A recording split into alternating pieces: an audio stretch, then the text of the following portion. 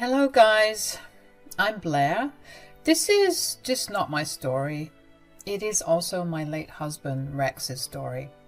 Yes, he is no more with us because a horrible accident took him away from me. It has been a full year since it happened and I still grieve for him. But I also chose to remember the good days to try and get through life. Today, I've come to tell you this story just to show you how horrible some mothers can be. My mother-in-law, Sherry, wasn't a nice person at all. She is vain, greedy, and extremely entitled. Ever since her husband had passed away, she depended on Rex a lot for money. I wouldn't say Rex was a mama's boy because his mother wasn't the best one around. She was a little controlling and demanded a lot from Rex after he got a good job. He was supporting her in whatever way he could, but it was never enough for my mother-in-law. She particularly hated me because she thought I was taking away what was her share of my husband's money. She created a lot of drama and even accused Rex of abandoning her for me. But Rex had never entertained her too much. Rex and I dated for 3 years and were married for 4. When we were in the 2nd year of our marriage, Sherry had come to live with us for a few months. I didn't like that idea, but I allowed it because my husband couldn't say no to his mother.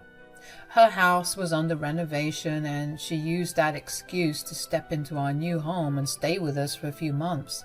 Rex had just bought a house and Sherry was extremely mad at him for spending money on us instead of giving her a new house and increasing her allowance. All we could do was ignore her as she yelled at us about being selfish. Despite all this, we allowed her to stay with us and we realized very late that it was a big mistake. One day, Sherry left to go to her sister's house abroad and didn't tell us when she would return. We were enjoying a few days of peace when suddenly our entire world came crashing down.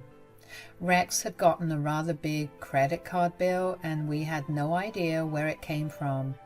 Rex said, "I don't know what to do, Blair. I don't even know what credit card this is. I never applied for it or have it in my possession." "Are you sure you didn't accidentally get one and forget about it? Maybe someone got hold of that spare credit card." "No, Blair. You know that I always discuss these things with you. If I really wanted to apply for a new card, I would have talked to you first. Besides, I just bought a house. Why would I order a new credit card and put myself further in debt?" "I don't doubt you, Rex. This is all really fishy. I think we need to go to the cops and see what's up."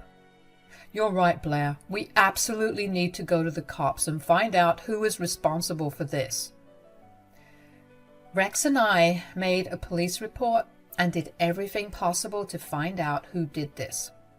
It was when the cops had reviewed the security footage at the bank that they found out who was using the credit card. It was none other than my mother-in-law, Sherry.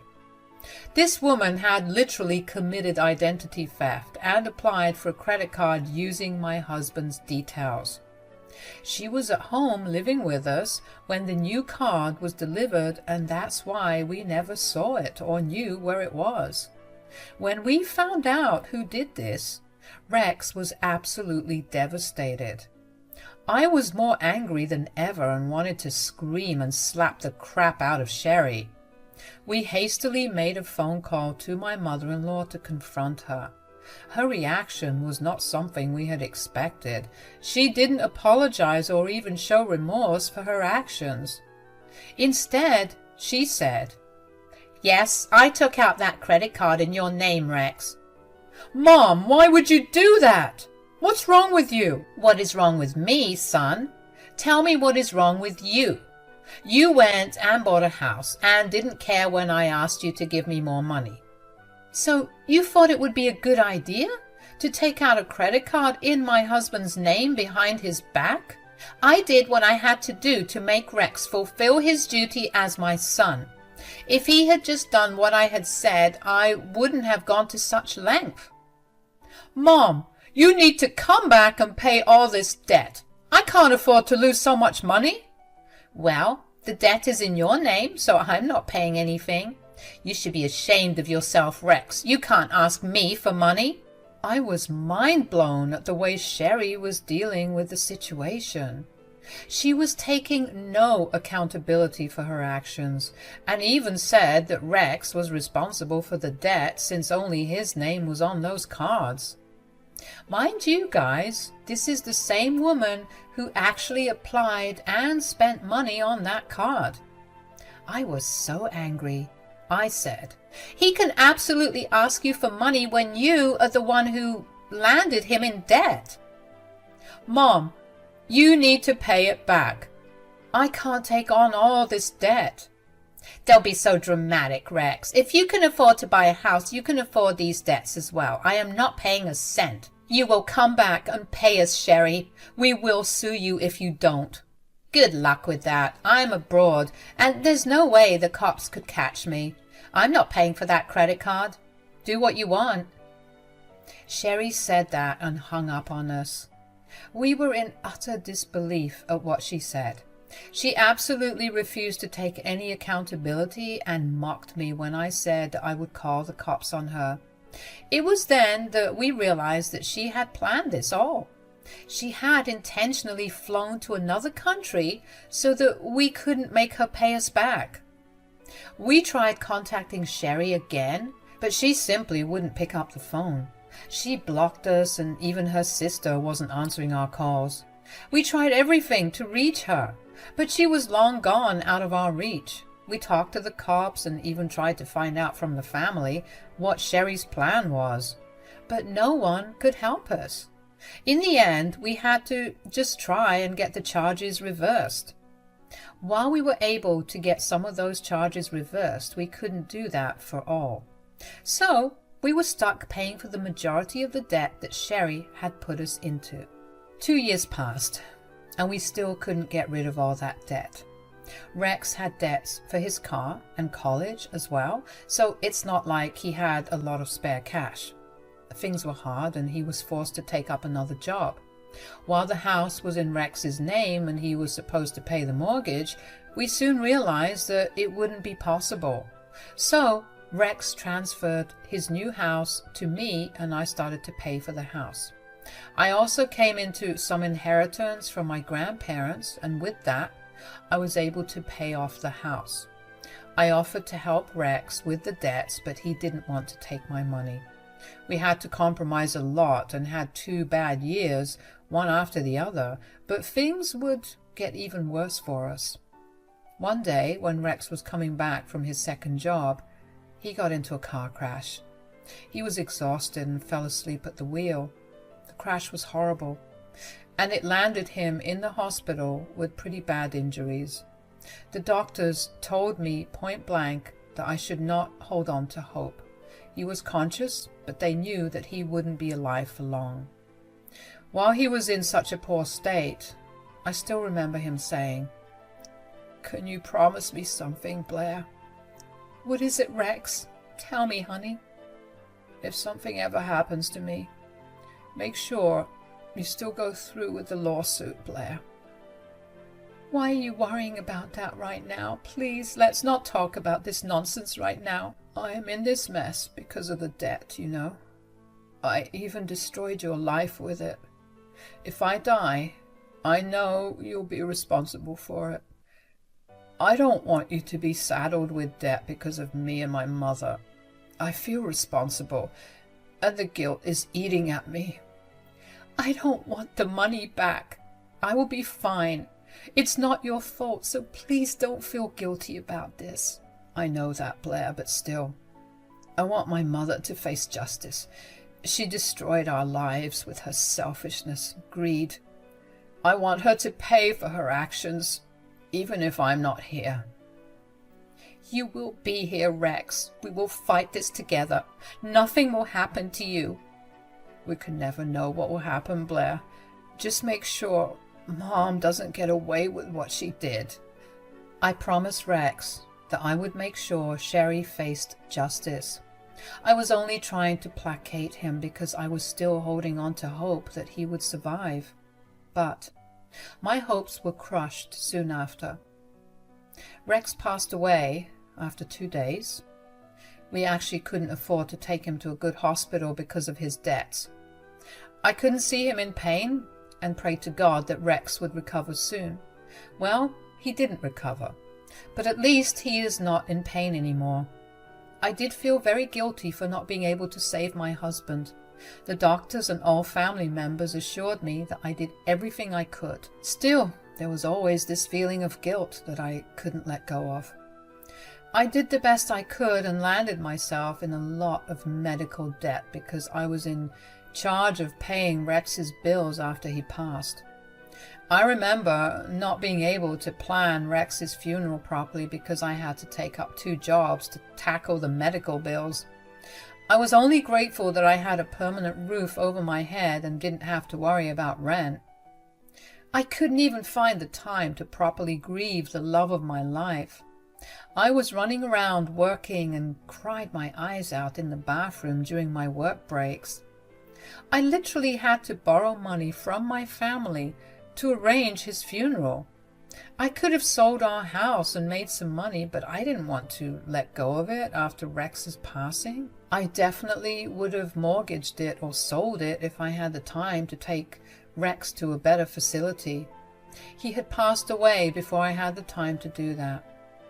During those moments of pain and sadness, I also felt extremely angry at my mother-in-law.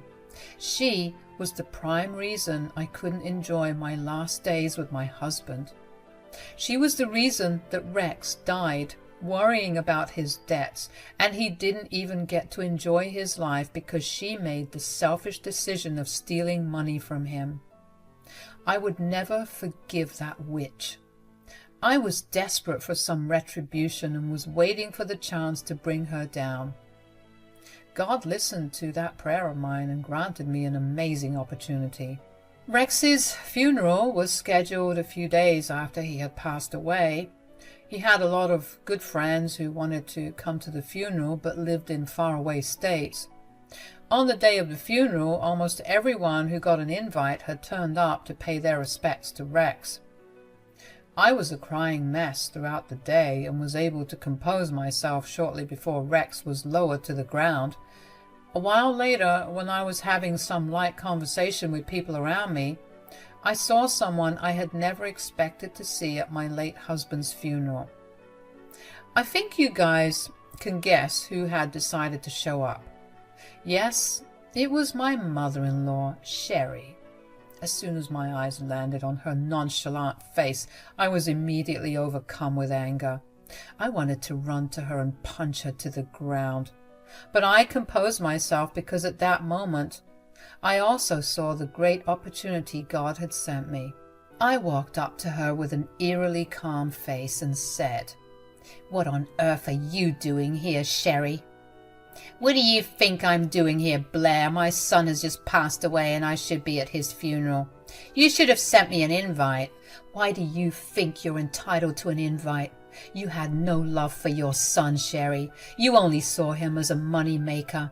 And you ran away with his money. You think you still deserve an invite after all this?"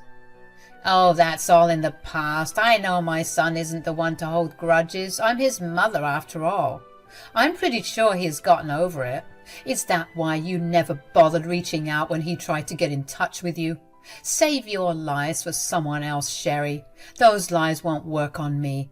Tell me why you were really here." "Well, you decided not to send me an invite, so I just came over by myself. I got the information from his friend's posts and decided to drop by and see what he had left for me." Sherry, being the extremely entitled and evil woman she was, had come to Rex's funeral only to look for her inheritance. I was right in assuming that she wasn't just there to pay her respects. She had some ulterior motive in attending Rex's funeral. She cared nothing about her own son, and had betrayed him in the worst way possible. But she still had the audacity to think that Rex had moved on and forgiven her just because she was his mother. Oh, she was wrong about that. But I wasn't going to tell her that outright. I said, "What makes you think Rex has left you anything?" "Why won't he leave me anything? I'm his mother after all." "I think we have already established the fact that you have been a horrible mother to him." "And I told you that my son would never hold grudges. He loved his mom too much. We would have been happy if you weren't in the picture." "I know you would have loved that, Sherry. Well, guess what? I am in the picture."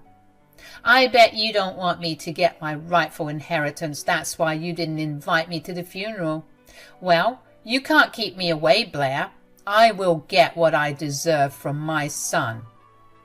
"What makes you think he had anything left after you landed him in a huge debt?" "If not money, I can say for sure that he has left me half of his house." I started to laugh at Sherry when she said that. She started to look a little uncomfortable when I did that.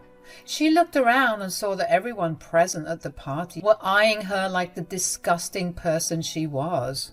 Soon she became conscious of the fact that the people at the funeral were all against her. Anyone else would have just paid their respects and left as soon as possible. But no, Sherry was determined to get what she thought her son had left for her.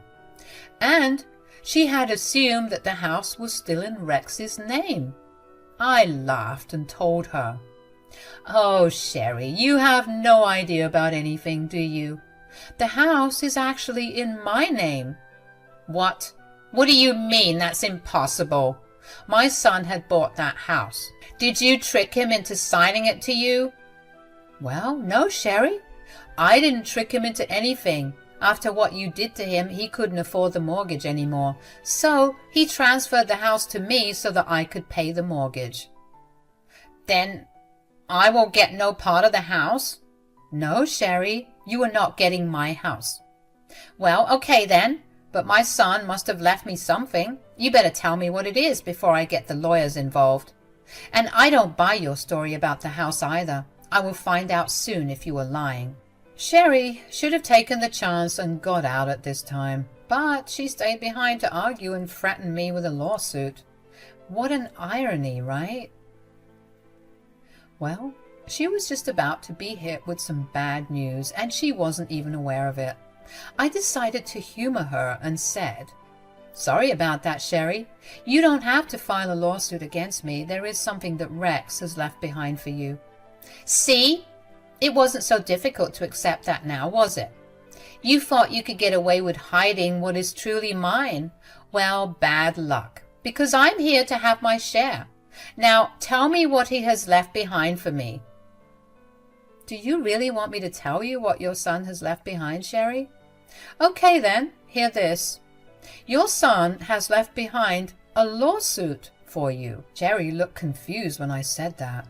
I guess she had really thought that her son would forgive her for everything she did to him, that he was going to forget about her actions and just accept what she did because she was his mother. She actually hadn't considered that Rex had filed a lawsuit against her. This evil woman was on another level. I don't know what kind of mother could be this cruel to their own son. I was very angry, but I also felt good because I knew justice was coming for her. But Sherry was still confused and said, "What are you talking about, Blair? What lawsuit?" "Do you really think that your son has let go of what you did to him? Do you think that he has listened to you and just paid everything off like you asked him to? Well, if you think that, you are wrong." "What does this mean, Blair? What did my son do?" "Your son reported you to the cops, Sherry. There is a big lawsuit against you, and there is also a warrant for your arrest." The look of pure shock on Sherry's face was rather nice to watch. I hope Rex watched that too from above and was satisfied with the fact that justice was finally getting served. Telling Sherry about the lawsuit was just the first step. Rex's friends were already starting the process to move to the next step, but only I knew what they were doing. Sherry was just shocked to her core and started to look really panicked. She said, No, no, my son can't do this to me. This is impossible. He wouldn't report me to the cops. Well, he did that a long time ago, Sherry, and I supported him all the way. This is what you deserve for betraying us. Now you will be paying back what you owe my husband. No, I won't pay back anything. My son is dead. But he left you the lawsuit. And I will be proceeding with the lawsuit on his behalf. I won't let you go, Sherry. You will be going to jail. The fear and dread on Sherry's face was everything I needed to see before I died. The woman had finally understood that she was in a big mess. She had a big lawsuit against her, and she would be held accountable for her actions. I noticed that she started to shake when I mentioned that she would be going to jail. But then Sherry tried to act courageously and said, I'm not giving you anything, and I wouldn't be going to jail. I will leave before anyone can catch me. If that was your plan, Sherry, you would have left a long time ago. It's too late for that now. What do you mean, Blair? Well, the cops had been called the moment you had entered the funeral home. They are almost here to arrest you. You hear the sirens, right, Sherry? That is your cue to know that your life will change for the worse. Justice is coming, Sherry. You will pay for what you did to me and my late husband. Sherry freaked out and started to run away from the funeral home. However, the guests who had come had caught her and kept her hostage till the cops came inside. They arrested her on the spot, but not before she struggled with them and tried to punch a cop. Well, she got charges added to that too. She was a crying mess when the cops took her away, and the entire room started to cheer at the scene. Everyone knew what she had done to Rex and me, and they were as satisfied as me to see her get arrested. That day, I finally smiled genuinely because I was able to avenge my late husband. I went ahead with the lawsuit after Sherry got arrested. She tried to beg the judge to forgive her actions, but the judge got mad at her and gave her a big lecture. In the end, she went to jail for 6 months and had to pay everything she owed my husband. She cried a lot, even in court, because she knew that her life would never be the same again. I must say that I enjoyed watching as she cried her eyes out and was taken away in handcuffs. No one was on her side, and she had to face it all alone. I gave her a smug smile when she looked at me and let her know silently that I was enjoying the karma she was getting. I have since been able to get all the debts transferred to Sherry. Whatever amount I had got from the court was spent on Rex's pending medical bills, but I still had some amount left. I decided to make a donation to Rex's favorite animal shelter in his memory. My late husband was a man with a heart of gold, and I knew making this donation would be the best way to honor his memory. Things are slowly starting to go back to normal for me, but I still miss my husband dearly. There are still nights when I cry myself to sleep, but there are good days as well. I am just glad that I got Rex his wish of seeing his mother face justice, and I'm sure he is happy that I did it for him.